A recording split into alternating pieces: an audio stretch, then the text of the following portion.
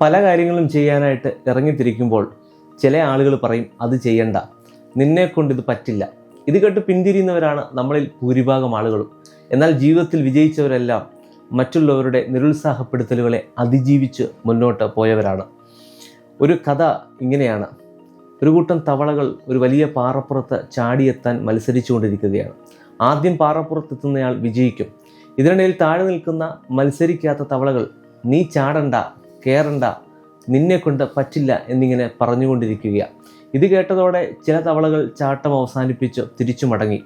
കുറച്ച് തവളകൾ ശ്രമിച്ച് മറിഞ്ഞു വീണു. മറ്റുള്ള തവളകൾ പറയുന്നത് പോലെ തനിക്കും സാധിക്കുന്നില്ല എന്ന് തോന്നി അവരും മത്സരത്തിൽ നിന്ന് പിന്മാറി. എന്നാൽ ഒരു തവള മാത്രം വീണ്ടും വീണ്ടും ചാടിക്കൊണ്ടിരുന്നു. എല്ലാ തവളകളും ഒന്നിച്ച് നിരുത്സാഹപ്പെടുത്തിയിട്ടും ഒടുവിലത് പാറപ്പുറത്തെത്തി.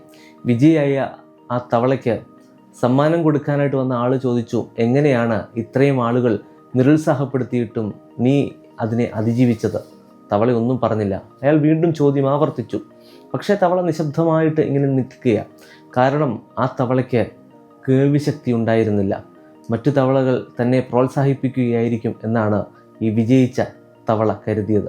നമ്മുടെ പല ശ്രമങ്ങളും പരാജയപ്പെട്ടു പോയേക്കാം. പക്ഷേ ശ്രമിക്കാൻ നമ്മൾ പരാജയപ്പെടരുത്. ചുറ്റിനുമുള്ള ആളുകൾ കളിയാക്കിയേക്കാം. അതൊന്നും ശ്രദ്ധിക്കാതെ ലക്ഷ്യത്തിലേക്ക് നാം കുതിക്കണം. അവർ പറയുന്ന കാര്യങ്ങൾ കരുത്താക്കി മാറ്റാൻ നമുക്ക് സാധിക്കണം.